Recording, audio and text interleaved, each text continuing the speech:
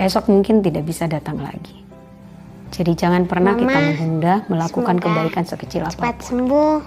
Supaya tidak ada penyesalan gitu. Hai, selamat datang di channel YouTube ini bersama saya Dasa dari podcast Di Situ Bercerita. Semoga melalui cerita dan perspektif hidup para sahabat, kita dapat memperkaya literasi, dapat melihat dunia dari berbagai perspektif yang berbeda untuk menjadi pribadi yang lebih memanusiakan diri sendiri dan orang lain. Subscribe channel YouTube ini dan bagikanlah tiap cerita kepada tiap telinga dan mata. Terima kasih dan selamat berbagi. Nama saya Vini Marsanta, saya sekarang bekerja di perusahaan listrik negara di Kota Tangerang Selatan. Pekerjaan saya itu di bagian sumber daya manusia, ya administrasi lah, mengurus keperluan pegawai dan khususnya bagian kesehatan. Nah, sebenarnya bukan lagi sakit, tapi kalau saya lebih melihat sebagai perjuangan menikmati hidup dengan berdamai dalam kondisi sakit. Nah, kebetulan penyakit ini saya rasakan, saya mulai mengerti atau memahami setelah dokter memvonis saya kena penyakit autoimun. Jadi intinya secara awam saya dulu awal-awalnya diberi penjelasan sama dokter bahwa imun saya mengalami depresi. Bahkan stres, jadi dia sampai kasarnya mungkin kegilaan ya, sampai misal tugas dia itu yang teringat hanya menyerang, tapi dia tidak tahu yang diserang itu harusnya apa. Nah, jadi akhirnya dia menyerang tubuh saya sendiri yang menciptakan dia gitu, seperti itu. Ya, jadi kalau sepertinya kalau saya flashback ke belakang tuh, gangguan ini sebenarnya sudah mulai dari tahun 2015 dan di situ saya merasakan nyeri berlebihan di bagian tulang kering lutut ke bawah gitu. Terus sakit di beberapa sendi-sendi saya dan juga otot, dan saya kadang merasakan kelelahan tanpa alasan, termasuk saat saya bangun pagi saya lelah. Biasanya kan setiap pagi tuh kita merasa itu momen terbaik gitu, karena kita habis beristirahat full dan energi baru untuk kita tumpahin lagi. Nah, saya terkadang merasa begitu lelah padahal saya tidur nyenyak, sangat nyenyak. Terus saya sudah mulai merasakan mulut saya sering berdarah, gusi berdarah, kulit mulai kering, sekalipun saya pakai hand body. Itu gejala awalnya seperti itu. Dan sakit kepala berlebih. Terus saya mulai memeriksakan diri ke dokter. Saat itu saya masih tugas di Medan. Jadi setelah saya beberapa kali ke dokter yang berbeda, dan dokter yang saya temui selalu menyatakan bahwa saya baik-baik saja. Pemeriksaan yang dilakukan termasuk sampai ronsen tulang, pemeriksaan darah, itu semua hasilnya normal. Jadi saya tidak puas dengan beberapa dokter, tapi karena udah beberapa kali ya, jadi saya juga jenuh dan jujur malu untuk kembali ke dokter, takut dianggap saya terlalu khawatir berlebihan. Ya, padahal menurut apa yang saya jalani, apa yang saya rasakan itu sangat payah gitu, untuk diabaikan itu kayaknya terlalu sulit karena sudah sangat mengganggu aktivitas saya. Sampai akhirnya saya pindah tugas ke Kota Tangerang Selatan. Di situ kondisi saya semakin memburuk.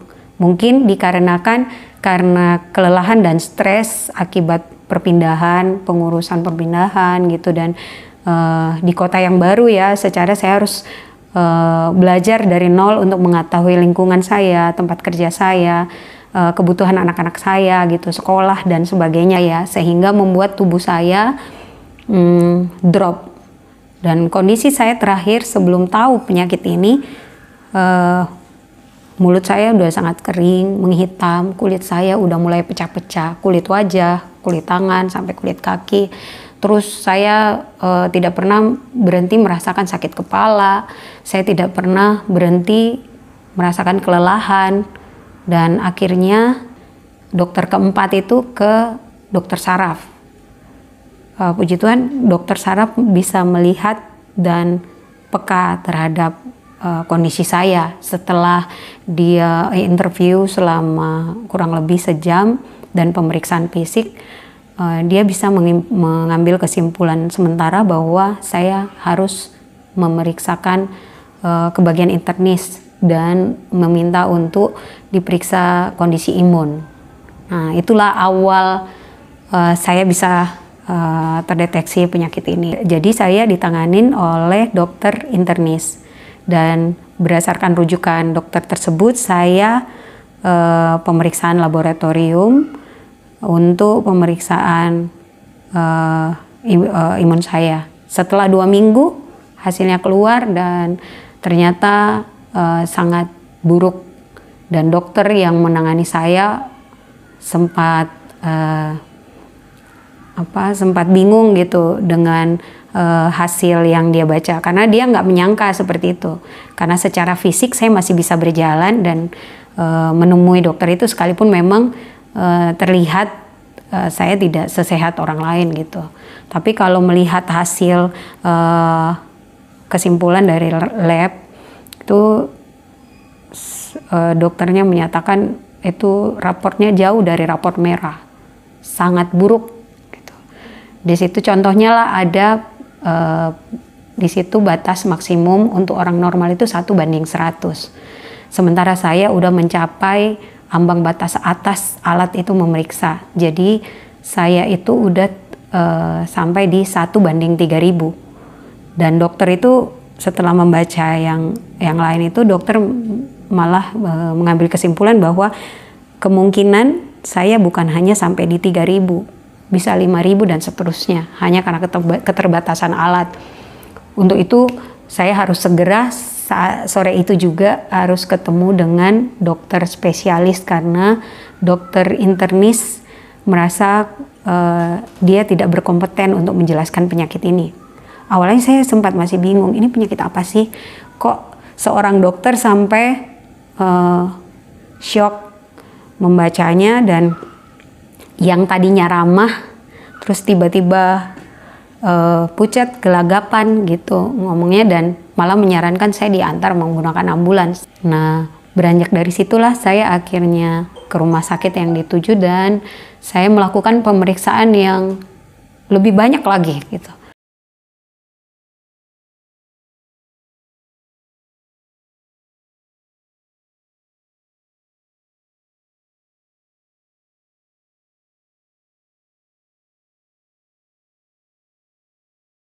Ya, memang kalau seperti itu mungkin balik ke pribadi masing-masing ya.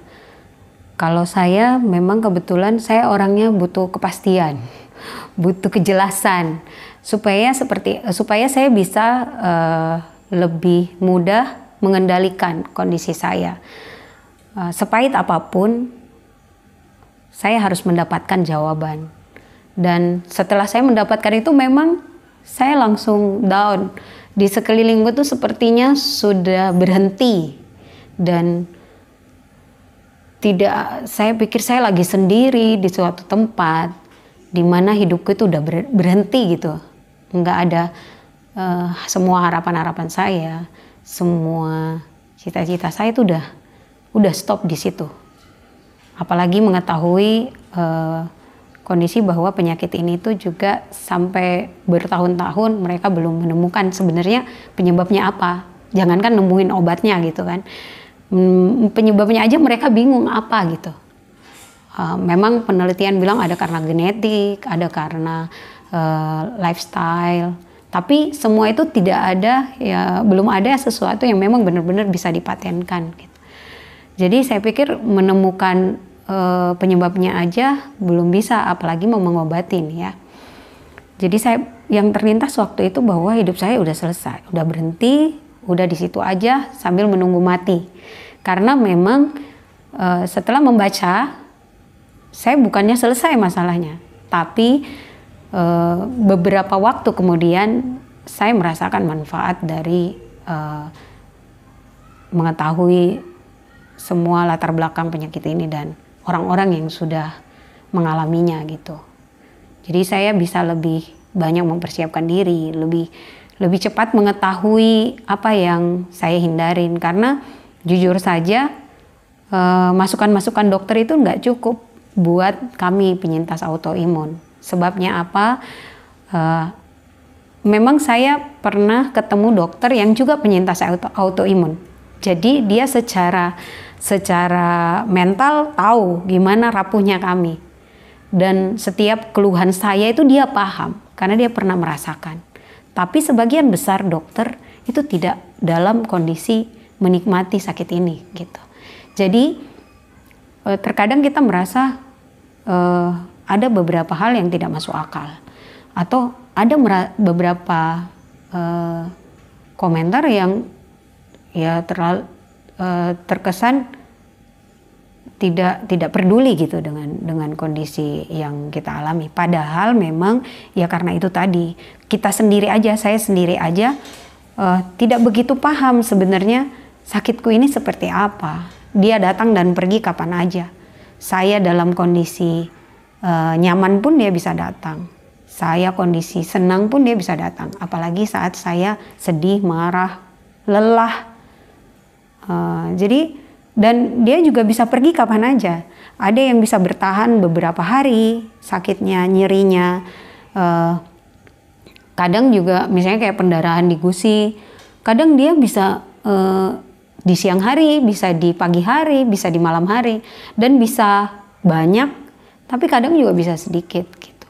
Jadi intinya saya harus cari tahu semua pengalaman orang, termasuk dokter-dokter, karena secara penelitian semua ilmu mereka dapat ya, tapi secara pengalaman itu juga sangat penting. Jadi kenapa artikel itu sangat berguna ya, karena dengan seperti itu pengetahuan kita jadi lebih banyak, karena tiap orang kan pengalamannya bisa beda, dan mungkin saya dari 20 orang atau 50 orang mungkin yang sama seperti saya, sekalipun nggak sama persis ya, mungkin ada 1 atau 2 orang gitu.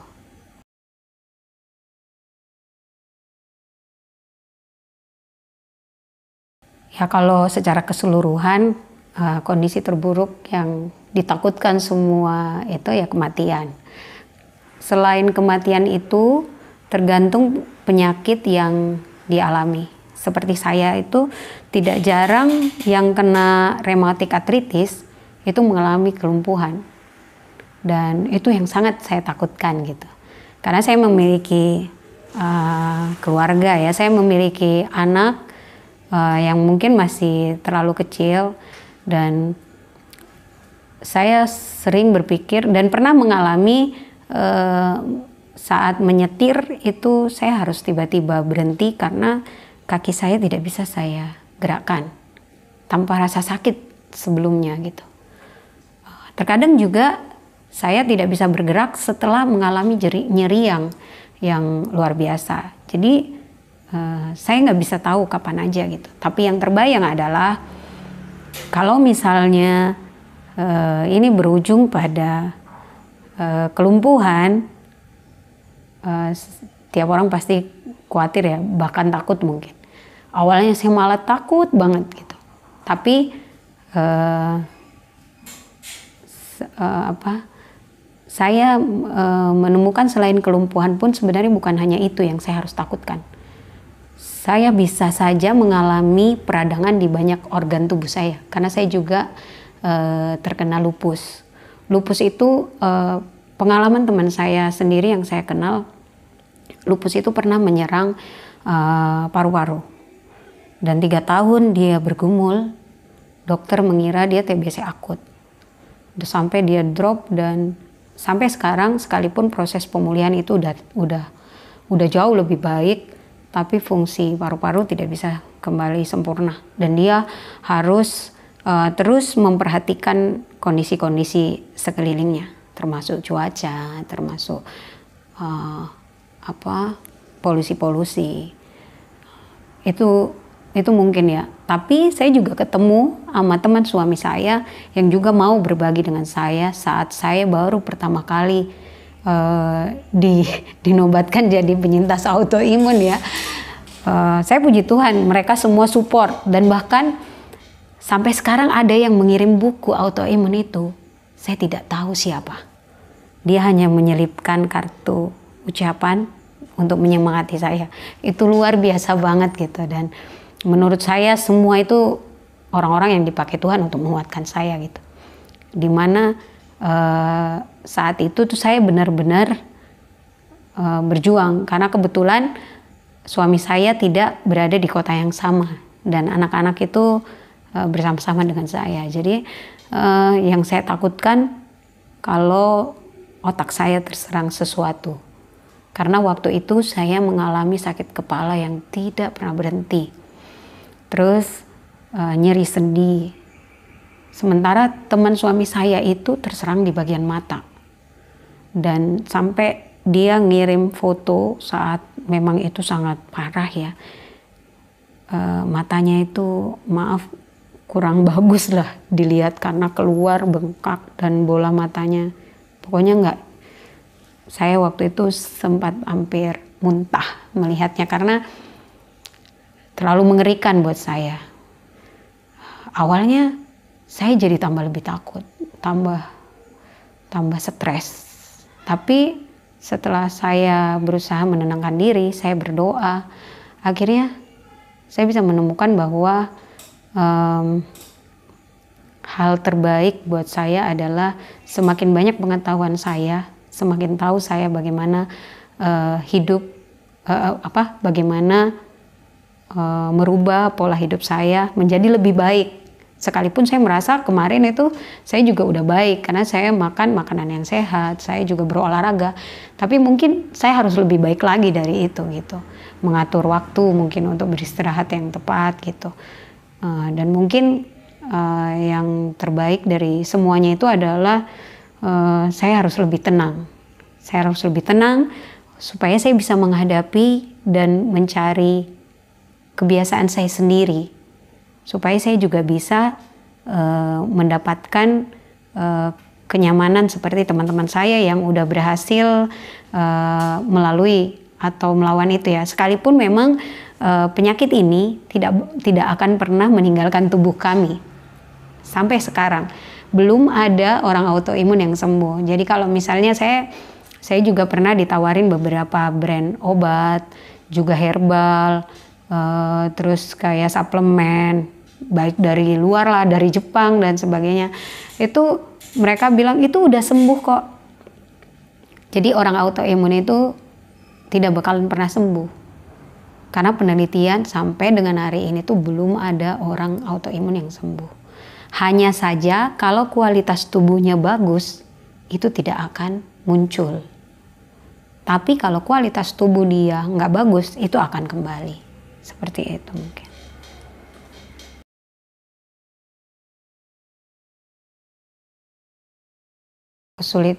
Kalau bilang kesulitan, sulit banget ya, karena secara saya orang baru tuh ya, tanpa sakit pun pasti kita harusnya kita yang mengerti kondisi lingkungan baru kita kan, kita yang harus berusaha masuk dan belajar mengenali orang-orang yang lama gitu. Tapi saya baru 4 bulan aja saya udah harus sakit gitu, sakit izin sakit gitu-gitu aja gitu. Otomatis yang timbul di kepala teman-teman saya dan yang sangat menyakitkan sebenarnya, karena saya berharap mereka bisa memahami saya karena saya bukan orang pertama di kantor itu. Sebelum saya, yang teman saya yang kena lupus juga pernah di situ, dan mereka tuh masih ada bersama-sama di situ gitu. Tapi ternyata mereka tidak memahami itu. Ya karena memang mungkin penyakit ini memang sulit untuk dipahami sih. Setelah saya udah bertahun-tahun berdamai dengan sakit ini, saya jadi mengerti kenapa sikap mereka seperti itu. Karena mereka nggak percaya gitu kondisi saya yang baik-baik saja, terus tiba-tiba butuh tidur. Saya butuh tidur di jam 8:30 pagi, kan nggak masuk akal ya. Terus saya cuman mengetik itu tidak begitu banyak pekerjaan saya sebenarnya yang harus saya ketik, tapi jari-jari saya tidak sanggup untuk mengetik karena setiap kali nyeri di jari-jari ini datang, disentuh pun itu sakit. Apalagi saya mau menggunakan untuk komputer ya, itu jadi sesuatu yang mungkin mereka nggak bisa pahami. Masa cuman nekan keyboard aja nggak bisa gitu, itu kan bukan sesuatu yang ini. Terus ada juga yang merasa jijik gitu. Jijik itu kenapa? Karena saya bisa tiba-tiba berbicara seperti ini dan gusi saya berdarah. Akhirnya saya harus ambil tisu ya dan menyeka itu karena saya dilarang untuk menelannya kecuali tidak sengaja. Karena itu akan membuat paru-paru dan ginjal saya rusak, kata dokter. Kalau keseringan seperti itu, ya, meminum darah saya sendiri. Jadi setiap kali saya membuang itu juga, mereka juga ada yang kayak jangan buang di situ dong gitu. Jadi kan saya jadi berpikir loh, kan tempat sampah ya, masa saya taruh di atas iniku dong? Iya. Makanya kan mereka takut kalau misalnya darah itu saya buang ke tempat sampah. Akhirnya saya ngambil alternatif, saya membawa kantong-kantong kecil. Terus saya menggunakan peralatan makan sendiri. Dan setiap kali saya merasakan pendarahan di mulut, saya ke toilet untuk berkumur dan menunggu sampai itu reda dan saya keluar. Dan banyak hal seperti itu. Banyak hal-hal yang menyakitkan mungkin yang timbul, pembicaraan yang selentingan kadang terdengar sama saya dan sebagainya gitu. Apalagi kalau saya harus ke rumah sakit, saya harus izin, saya harus pulang. Saya pernah minta tolong diantar supir kantor untuk pulang. Karena saya takut saya nanti down di kantor dan saya malah membuat heboh gitu. Seperti itu. Karena waktu awal itu, tahun 2018 itu, kondisi saya memang sangat buruk. Sangat buruk. Dan kumatnya penyakit ini tuh sering banget. Dan saya tidak pernah merasa kondisi saya benar-benar baik. Sekalipun saya sudah meminum obat. Obat yang dikasih ke kami itu juga memang sebenarnya bukan obat untuk menyembuhkan penyakit ini. Tapi hanya untuk menghilangkan nyeri, menenangkan diri, seperti itu. Jadi obat-obat yang saya minum itu selain vitamin ke tulang, vitamin ke kulit, yang lainnya itu adalah ada malah yang unsur narkotikanya, karena memang waktu itu saya sangat sampai tulang saya juga sedikit ada pembengkokan, sempat tuh jari-jari saya agak sedikit bengkok waktu itu. Jadi saya setiap hari totalnya itu minum 27 biji obat yang dibagi dari pagi, siang, sama malam. Tapi itu memang nggak langsung bisa menghentikan peradangan, nyeri-nyeri yang saya rasain, dan kondisi itu memang sangat berat karena saya butuh orang untuk mengerti kondisi saya, tapi mungkin saat itu juga orang di sekeliling saya masih belum bisa karena mereka belum mengenal saya.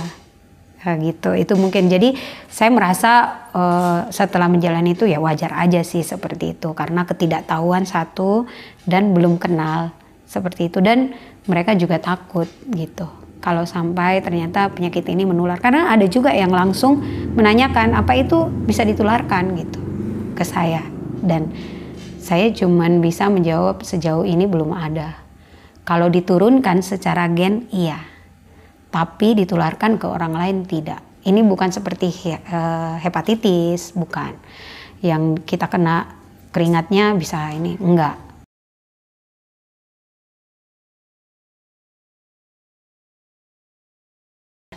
Jadi kurun waktu 3 tahun ini ya, 3 tahun tuh puji Tuhan luar biasa gitu.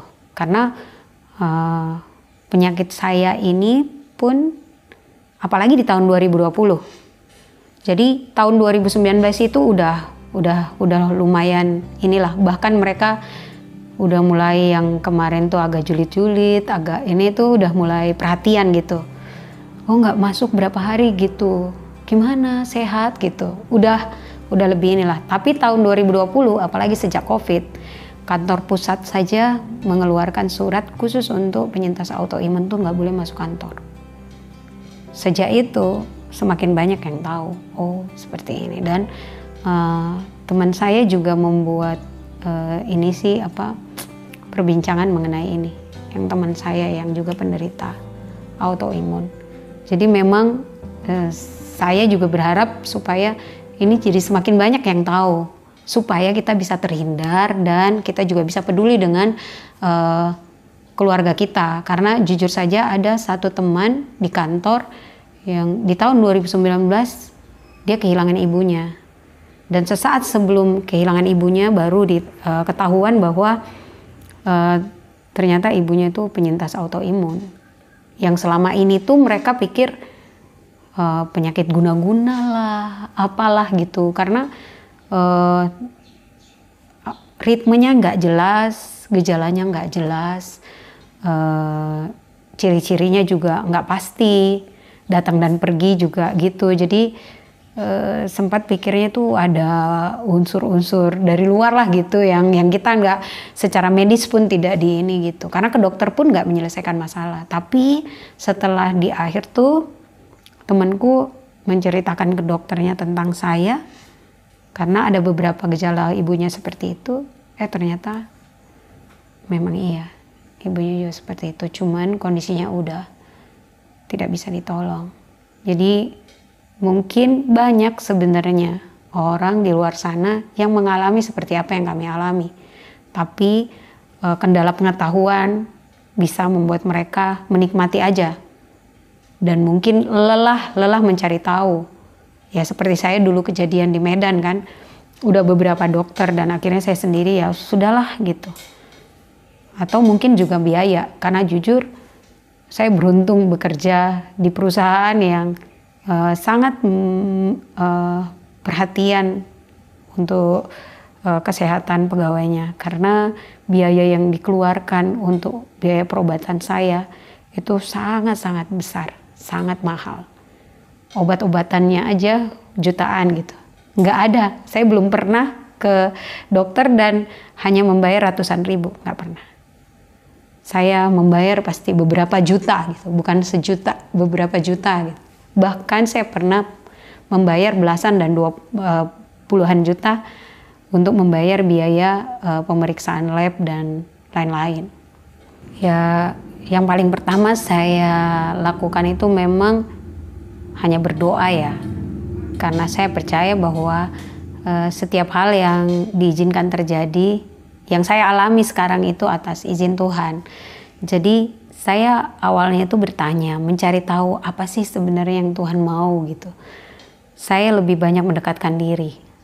Sekalipun memang awalnya sempat bersungut-sungut. Gitu. Kenapa harus saya? Terus berusaha menenangkan diri dengan melakukan hal-hal kesibukan yang membuat saya bisa lupa.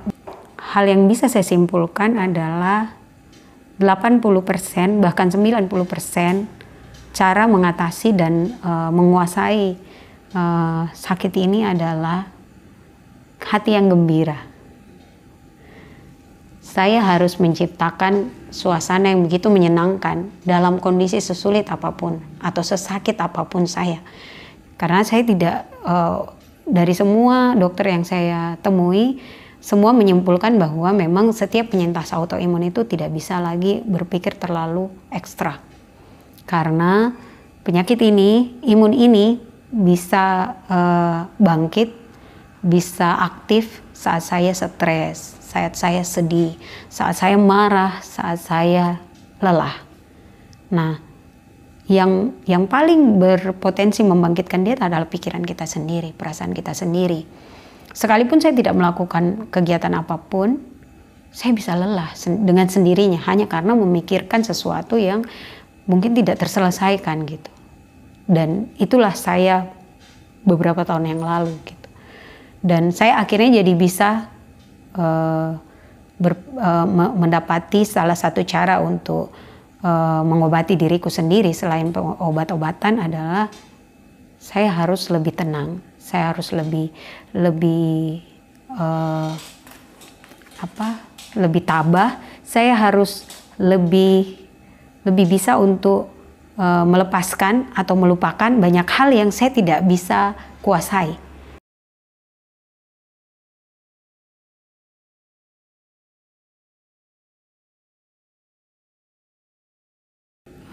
Banyak yang berubah.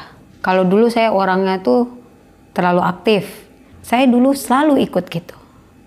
Tapi sekarang saya nggak bisa. Nah itu kalau dari segi fisiknya ya. Tapi kalau kata mama saya, sejak sakit ini tuh saya jauh lebih keibuan.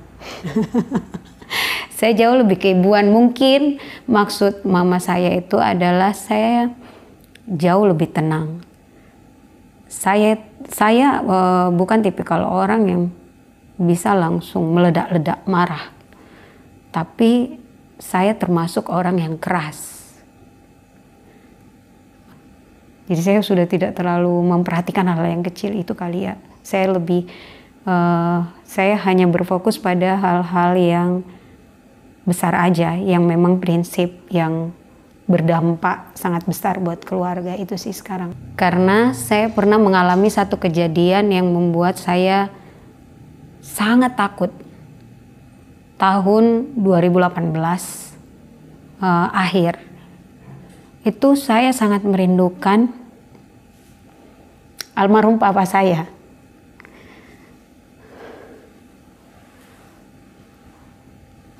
Mungkin memang sampai saat ini memang itu beban yang terbesar karena memang saya sangat dekat dengan beliau. Saat itu tuh saya sudah 4 hari terus mengingat, dan saya tidak bisa menepis kerinduan itu. Biasanya saya bisa melupakan saat saya di rumah bersama anak-anak misalnya. Tapi saat saya kembali bekerja, setelah mengantarkan anak-anak di mobil itu dalam perjalanan kantor, saya mulai teringat kembali, terpikirkan masa-masa saat bersama, dan demikian juga saat saya pulang gitu. Dan itu berlangsung sampai 4 hari. Di hari keempat, saya tetap berusaha untuk mengontrol rasa itu. Cuman mungkin karena saya tidak terampiaskan, akhirnya di hari keempat itu saya pulang sangat lelah dan saya langsung berbaring di tempat tidur, dan gadis kecilku datang membawa sebuah video. Video itu dia bilang gini, "Mah, kasihan loh, Adek nangis karena video ini." Gitu. Anak saya tidak tahu bahwa itu akan membuat saya membawa dampak buruk lah buat saya. Karena dia juga nggak tahu apa yang saya rasakan saat itu. Dan video itu menceritakan tentang perjuangan seorang ayah untuk memenuhi keinginan gadisnya, anak gadisnya. Sampai akhirnya dia meninggal dan anaknya baru tahu semua apa yang dipersiapkan bapaknya itu untuk dia gitu. Dan setelah menonton itu, saya tidak bisa mengontrol emosi saya. Saya tidak bisa memendam lagi rasa rindu, rasa sakit yang kurasa gitu. Karena ditinggal. Dan akhirnya saya nangis sejadi-jadinya. Saya menangis sejadi-jadinya dan Sesaat setelah saya menangis, itu sekujur tubuh saya langsung tidak bisa bergerak. Saya tidak bisa bergerak, saya tidak bisa berbicara. Saya hanya bisa menggerakkan lidah saya, tapi tidak dengan leluasa. Jadi hanya mata saya yang bisa saya gerakkan. Dan setelah itu saya jadi paham bahwa sakit ini tuh sedemikian parahnya gitu. Dan otak saya bisa membuat saya lumpuh seketika gitu. Perasaan yang saya alami, yang mungkin saya yang kembangkan sendiri, itu bisa membuat saya jadi lebih sakit lah, lebih parah lah gitu. Jadi setelah itu saya memang benar-benar paham lah tentang dan bisa dapat contoh konkret gitu, bahwa ternyata apa yang dokter bilang bahwa saya harus memanage emosi saya, dan pengaruhnya itu luar biasa. Nah, momen waktu itu, dan setelah itu saya jadi berpikir fokus saya dalam hidup apa sih gitu. Setelah berpikir, iya fokus saya kan buat anak-anak ya, fokus terbesar saya itu anak-anak, karena mereka belum bisa apa-apa. Kalau terjadi apa-apa dengan saya, pasti yang paling terdampak adalah anak-anak saya. Nah itu mungkin jadi perubahan secara fisik yang bisa terlihat itu, yaitu tadi kegiatannya jadi lebih berkurang. Yang dulu saya mungkin bisa jingkrak-jingkrak kemana-mana gitu, sekarang udah nggak bisa. Bisa tertawa, bisa ikut tertawa, tapi nggak yang sampai saya harus kelelahan. Dan saya harus lebih soft.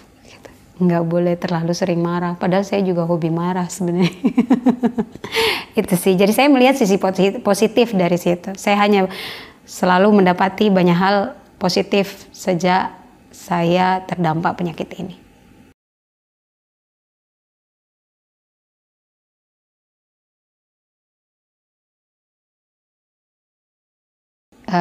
Saya merasa sangat beruntung. Kalau saya berbicara dari luar dulu, sekalipun mungkin di awal saya sangat berat karena orang di sekeliling saya tidak paham dan juga belum mengenal saya karena saya adalah orang baru gitu. Tapi ada teman-teman di luar sana yang saya tidak tahu, dan bahkan teman-teman yang saya tidak pernah temui lagi, dan bahkan saya juga lupa gitu, bukan lupa orangnya gitu, bukan, tapi maksudnya untuk menghubungi atau ini, saya malah dapat perhatian dan kasih sayang, support doa itu, bahkan support buku, pengetahuan itu malah dari teman-teman saya yang jauh gitu, yang memang mungkin dulu tahu dan kenal siapa saya.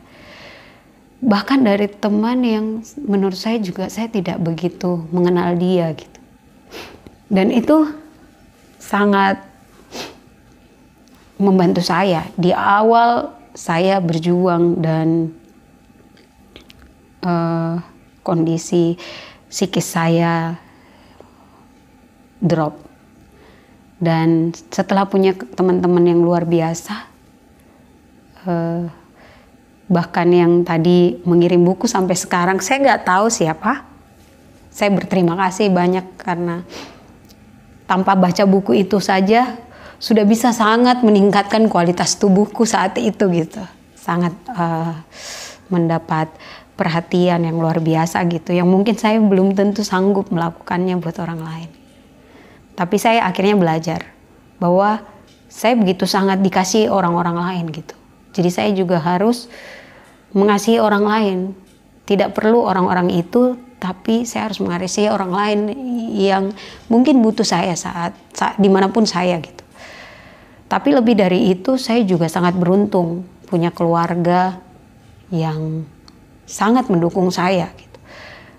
punya suami yang sabar, punya suami yang bisa di sela kesibukannya, apalagi dia di tempat yang jauh dari kami ya, nggak ada yang ngurusin makan dan semuanya gitu, dia harus ngurusin dirinya sendiri. Itu dia masih selalu menyempatkan diri untuk menanyakan apakah saya sudah makan, bagaimana kondisi saya, sudah sampai rumah atau belum, sudah sampai kantor atau belum. Terus mungkin dia bukan suami yang romantis ya, seperti yang dalam angan-anganku dulu, tapi dia jauh dari kata romantis. Tapi ternyata yang saya butuh bukan romantis, tapi perhatian, wujud nyata. Saya tidak memerlukan bunga, tapi saya memerlukan uluran tangan langsung gitu. Dan itu sangat saya rasakan. Suami saya sangat terpukul, orang yang paling terpukul setelah saya, dia. Dan dia sempat terganggu dan berpikir untuk tidak berjuang mengejar karir gitu. Tapi suami saya juga bisa mengontrol anak-anak dari jauh dan bahkan mengajarkan anak-anak untuk melakukan apa saja yang bisa membantu saya. Karena terkadang saya udah tidak bisa ya melakukan apa-apa saat saya memang terkapar dan tertidur tanpa saya sadari.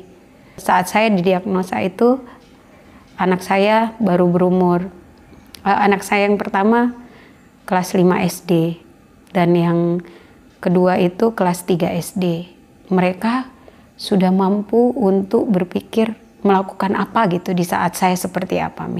Yang menurut saya mungkin saya waktu kuliah belum tentu ya, maksudnya bisa seperti itu ya, karena mungkin kondisi saya yang orang tuanya baik-baik saja, mungkin seperti itu juga. Jadi saya beruntung punya anak-anak yang punya perhatian yang sangat besar dan mau belajar mandiri gitu, mau mengerjakan banyak hal yang mungkin teman-teman usianya belum bisa mengerjakan.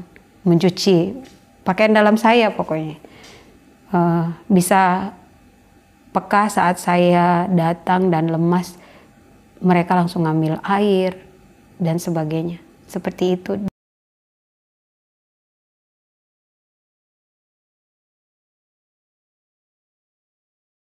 Kalau bagaimana komunitas ini bisa membantu saya, sangat membantu, karena setiap hari saya bisa mendapatkan banyak artikel yang mereka udah seleksi untuk menjadi pengetahuan baru buat saya, baik dari bagaimana mengolah makanan, bagaimana mengolah stres, bagaimana penggunaan obat-obat, dan selain hal-hal seperti itu, di komunitas itu juga semua bebas untuk curhat.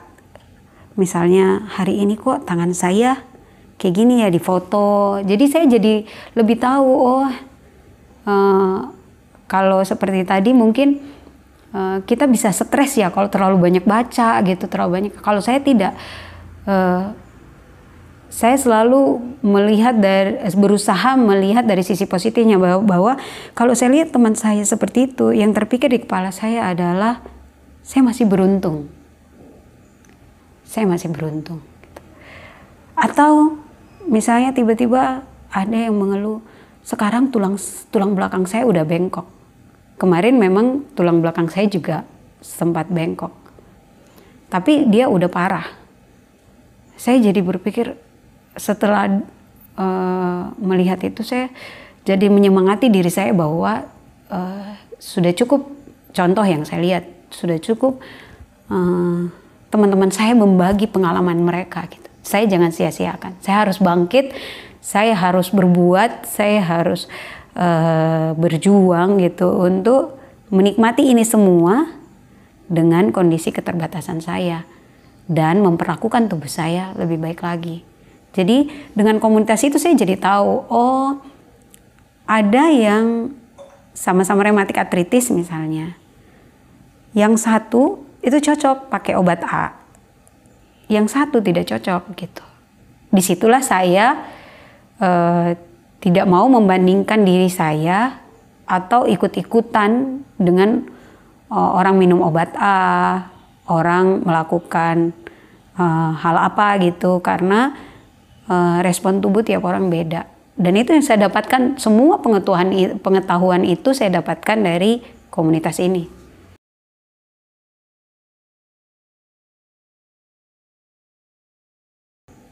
Oh, besar banget ya perubahannya. Kalau dulu itu hidup itu untuk saya jalani dan untuk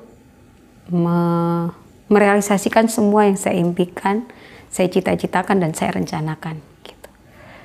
Setelah autoimun ini, hidup itu menurut saya adalah kesempatan terbaik untuk melakukan hal-hal baik. Gitu. Jadi setelah sekarang, saya melihat bahwa hidup itu adalah kesempatan saya. Hidup itu adalah kesempatan terakhir yang diberi sama saya buat berguna gitu, buat orang di sekeliling saya. Jadi makanya saya pernah berpikir menulis tuh bahwa kata-kata seperti ini. Esok mungkin tidak bisa datang lagi. Jadi jangan pernah kita menunda melakukan kebaikan sekecil apapun gitu. Supaya tidak ada hutang, tidak ada kekecewaan, tidak ada penyesalan gitu. Oh iya ya, saya udah nggak bisa kalau kayak saya khususnya ya, oh iya ya kemarin saya bisa jalan, kok saya nggak mengunjungi dia yang lagi sedih gitu. Atau misalnya, kemarin saya masih bisa ngomong, karena saya pernah kehilangan suara juga. Jadi setelah banyak hal yang saya jalani, saya jadi berpikir, saya tidak boleh menunda, sekecil apapun. Sekalipun mungkin itu sesuatu yang tidak berarti buat orang lain ya. Tapi selama saya berpikir bahwa itu hal yang baik, saya harus melakukannya. Karena saya tidak tahu apa besok ada waktu terbaik untuk melakukan itu. Atau apa besok saya masih bisa menggunakan kaki saya untuk pergi melangkah, atau menggunakan tangan saya untuk melakukan banyak hal, atau menggunakan suara saya dan sebagainya gitu. Jadi saat ini tuh saya benar-benar bisa memaknai hidup itu secara benar gitu. Itu adalah hal positif yang saya dapat dari sekian banyak hal-hal positif lainnya. Tapi hal terbesar yang saya dapat dari sakit ini adalah bagaimana saya memaknai hidup dan merasakan kebesaran, kuasa, dan kasih sayang Tuhan buat saya.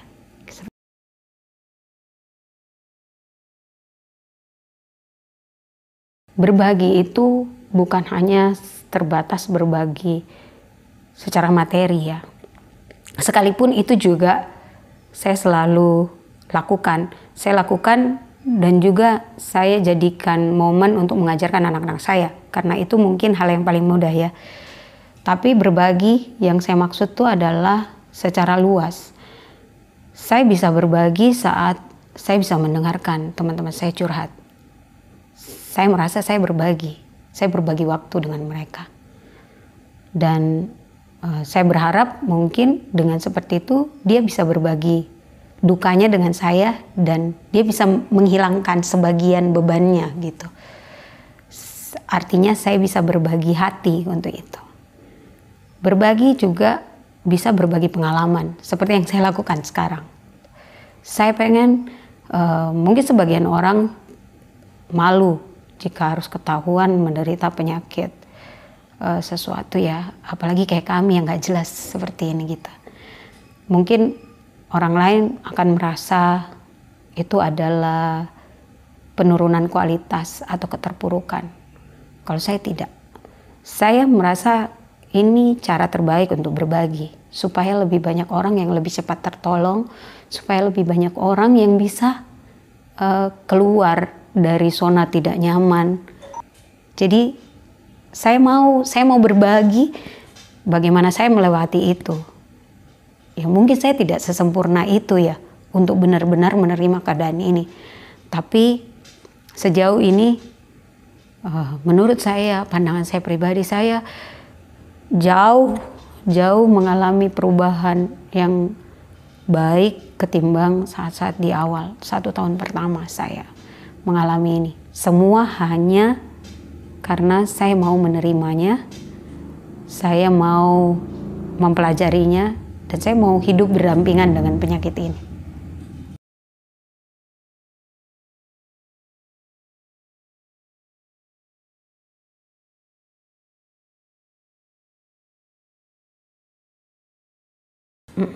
Oke. Saya mulai dari untuk sesama penyintas autoimun. Penyintas autoimun itu biasanya disebut juga ODAI, orang dalam autoimun. Jadi kalau kita dengar atau baca ODAI atau AI itu atau penyintas autoimun sebenarnya sama. Untuk para penyintas autoimun tetap semangat untuk menjalani kehidupan kita sekalipun dengan banyak kelemahan, kekurangan. Tapi saat kita mau menerima keadaan kita, saat kita mau merubah hidup kita, saat kita mau menurunkan hal-hal yang sudah tidak bisa kita gapai, hidup kita akan lebih nyaman, hidup kita akan lebih baik, dan tubuh kita akan menjadi normal. Sekalipun memang tidak akan kembali pulih seperti sebelumnya dan tidak bisa melakukan kembali semua apa yang kita lakukan, tetapi dengan berdamai, dengan terus belajar, mencari tahu apa yang dibutuhkan tubuh kita saat kita mengalami drop, kita akan dengan mudahnya kita akan bisa melalui itu tanpa harus terus berkeluh kesah, karena keluh kesah itu akan membuat kita semakin menderita. Gitu. Jadi untuk teman-teman ODAI, terus semangat, terus cari tahu tubuh kita seperti apa, cocoknya diperlakukan seperti apa, belajar terus dari pengalaman orang lain, tapi jangan pernah menciplak cara orang lain untuk ke tubuh kita secara utuh, karena tidak semua concern tubuh itu bisa sama. Bahkan bisa kebaikan di tempat lain tuh bisa membawa keburukan pada diri kita. Intinya terus belajar, terus semangat, jangan patah. Semangat karena hidup kita berarti dan kita masih bisa melakukan banyak hal sekalipun dalam keterbatasan kita. Nah, buat keluarga yang mungkin tahu ada anggota keluarganya yang penyintas autoimun itu, saran saya lebih banyak membaca, lebih banyak cari tahu, karena support keluarga itu adalah lapisan kedua setelah kekuatan dari diri sendiri untuk berubah dan mengubah kondisi kita saat itu. Karena ada pengalaman teman-teman saya juga yang sebenarnya secara pribadi dia sudah menyerah, tapi karena dia mempunyai support yang sangat luar biasa dari keluarganya, akhirnya dia bisa terbebaskan, dia bisa terlepaskan, sekalipun terbebas dalam artian masih jadi penyintas, tapi dia bisa hidup bebas gitu. Jadi untuk keluarga yang mempunyai anggota keluarga yang berpenyakit ini harus lebih sabar, banyak memberi perhatian, karena perhatian itu sangat-sangat besar pengaruhnya dalam proses kami menjalani hidup. Dan buat semua yang mendengar atau mungkin melihat dan belum tahu tentang penyakit ini, bahkan mungkin ada yang menderita ini tapi tidak menyadarinya. Jika Anda mengalami beberapa gejala yang saya sudah paparkan tadi, itu segera mencari tahu ke dokter-dokter terdekat, khususnya dokter internis jika tidak mendapatkan spesialis autoimun. Dan buat yang masih sehat, perbaiki kualitas hidup. Jadi nikmati hidup dengan cara yang terbaik, makanlah makanan yang sehat, berolahragalah sebisa mungkin, lakukan banyak aktivitas yang baik, berpikir positif, hindari hal-hal negatif gitu. karena hidup Anda sangat beruntung dan tidak semua orang bisa hidup dengan sehat. Jadi hiduplah lebih sehat, hargai kehidupan dan kesehatan yang ada dengan menjalani dengan baik. Oke. Oke.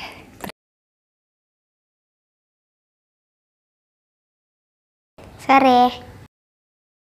Cyril Elena Tarukalo.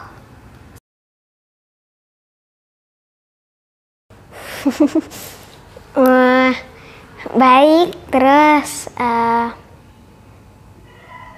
menurutnya pintar dalam segala hal. Tapi karena serialnya agak-agak sulit gitu, jadi ya mama iniin serial. Galak ya? Nggak terlalu sih.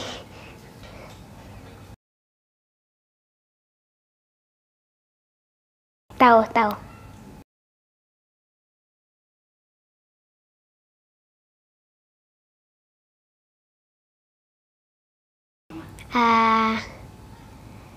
Mama semoga cepat sembuh. Terus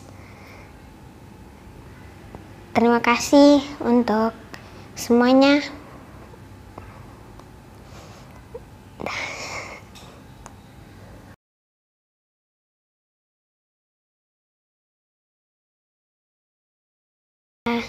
Tetap semangat aja sih supaya mamanya sama papanya sehat gitu.